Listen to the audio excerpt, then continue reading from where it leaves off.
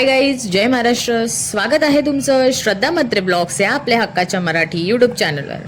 आणि तुम्हाला ही एक वेगळ्याच पद्धतीचं भाजी दिसते आहे. भाजीच आहे, काय वेगळं काही नाही आहे. कैऱ्या नाही आहेत. याला बोलतात मुदोऱ्याची भाजी, म्हणजे मुदोरे बोलतात आमच्या इथे. म्हणजे काय बोलणार, आमच्या ह्या साईडला, बाळकुम साईडला. तुमच्याकडे काय बोलतात हे नक्की कमेंटमध्ये सांगा.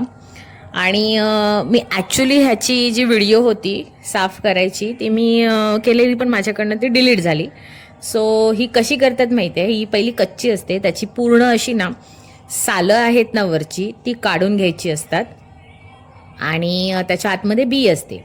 मग तुम्हाला कशी कटिंग करायची, काय करायचे त्या पद्धतीने तुम्ही करू शकता. पण बिया आतल्या ह्या अशा असतात ना, ह्या पूर्ण बिया काढून टाकायच्या असतात. बियांसकट कापायचं नाही आणि कापलंही जात नाही. आणि छान कवळी कवळी असतात तर मस्त पटकन कट होतात. पण साला सकट कापायची नाही, सालं पूर्ण काढून घ्यायची आणि नंतर ही कापून ठेवायची. तुम्ही असं म्हणजे स्टोरेज पण करू शकता, पण ते पण असं उकळायची मीठ टाकून आणि मग तुम्ही फ्रीजमध्ये ठेवू शकता, म्हणजे ते राहतात. आणि असे सुकवून तुम्ही ठेवलात तर ते काळे पडणार.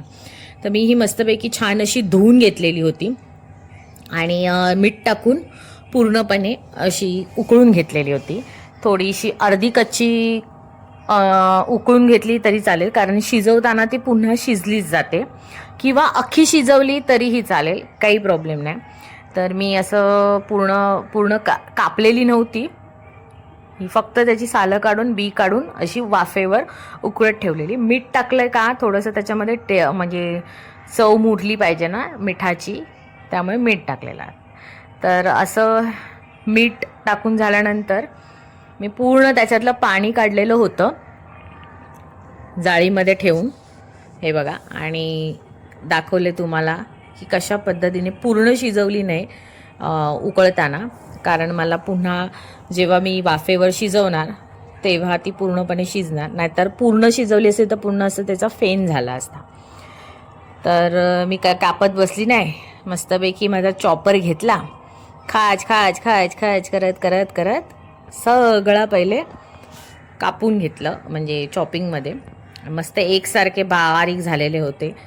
आणि कोण कोण उभे उभे पण स्लाईससारखे कापतात, पण तसं करण्यापेक्षा असं जर हे केलं तर छान अशी भुर्जीसारखी लागते आणि टेस्टी एकदम लागते. आणि हां, ह्या भाजीला आहे ना म्हणजे हात साफ करताना ना हाताला तेल लावायचं, कारण चिकटपणा असतो ना, चीक असतो त्याला. सो त्यामुळे कापताना पण तुम्ही हे करू शकता. तर भरपूर सारा लसूण असं घ्यायचं आहे. मी हा लसूण पूर्ण 1-2 लसणाचे गड्डे असतात ना, सो तसे घेतलेले होते. पूर्ण बारीक कापलेला होता. तुम्ही असं ठेचून पण तुम्ही बारीक करू शकता, पण ह्याची जरा टेस्ट खूप छान लागते. आणि जर तुम्हाला डिपेंड सुरीने कटिंग करायचं असेल, म्हणजे आपण चायनीजला कसं लसूण हे करतो तसं हे करू शकता. त्यानंतर हे बघा असं बारीक करून झालं आहे. आणि तुम्हाला ते मी आता दाखवलेलं होतं ते ओलं खोबरं होतं. ओलं खोबरं मी ना वाटलेलं होतं मिक्सरला. ओलं खोबरं याच्यामध्ये घातलं ना तर खूप अजून भाजी टेस्टी होते. त्यानंतर कांदे घेतले, मस्तपैकी बारीक कापून घेतले. एकदम सोपी भाजी आहे आणि काही कठीण नाही आहे. एवढंच आहे का मी हळदीवर म्हणजे हळद टाकून, म्हणजे ती कशी करायची ती तुम्हाला त्या पद्धतीची मी तुम्हाला दाखवणार आहे. आणि काही जण ह्या भाजीमध्ये ना कांदा बोला, टोमॅटो बोला, म्हणजे लाल मसाल्यामध्ये ही भाजी बनवतात. पण ही कशी फळभाजी आहे. फळभाज्या तुम्ही जेवढ्याही तुम्ही असं म्हणजे तेल कांद्यावर म्हणजे हळदीवर जेवढ्या बनवणार ना तेव्हा त्या खूप चवीला टेस्टी लागतात, असं आहे. तर मी कांदे घेतलेले होते, साधारण 6 घेतलेले होते कांदे. मोठे होते, कारण मला भाजीची क्वांटिटी खूप जास्त होती. आणि मला ही भाजी ही आमच्या घरामध्येच आम्ही एवढी सगळी भाजी खाल्ली नाही. मी ज्यांना भाजी दिली आहे त्यांनी हा जो व्लॉग बघतायत ना, तर प्लीज त्यांनी तरी ॲटलिस्ट कमेंट करून सांगा की भाजी कशी झालेली होती, कारण मी त्यांच्या घरी दिलेली होती टेस्ट करायला. तर प्लीज नक्कीच कमेंटमध्ये सांगा. सो कढीपत्ता टाकलेला, राई जिरं टाकलेलं होतं आणि मस्तपैकी कांदा असा बारीक कापून छान असा तेल कांद्यावर परतून घेतलेला आणि आता लसूण त्याच्यामध्ये ॲड केलेला आहे. लसूण ॲड करून झाल्यानंतर आता पूर्णपणे असा बारीक करून घ्यायचा आहे. बारीक बोलते सॉरी, पिंक म्हणजे कलर थोडासा चेंज झाला का मग आपण ही जी पेस्ट तुम्हाला दिसते ह्या पेस्टमध्ये काय माहिती आहे, फक्त अद्रक आणि मिरची, ही पूर्ण नुसती मिरची नाही आहे, अद्रक आणि मिरचीची पेस्ट केलेली आहे आणि ती मस्तपैकी तिखटपणासाठी मिरच्या थोड्या जास्त घ्या.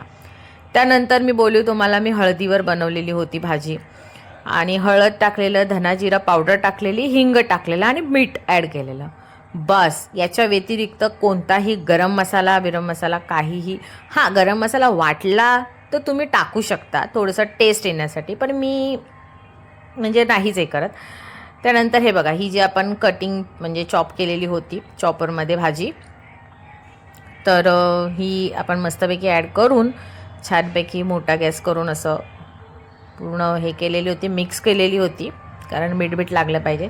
एक 5 मिनटं त्याच्यावरती झाकण ठेवायचं आहे, 5 ते 10 मिनटं पाणी ठेवायचं, कारण थोडीशी जी अर्धी कच्ची झालेली असेल ती त्या मसाल्यामध्ये मुरली पाहिजे आणि शिजली पाहिजे.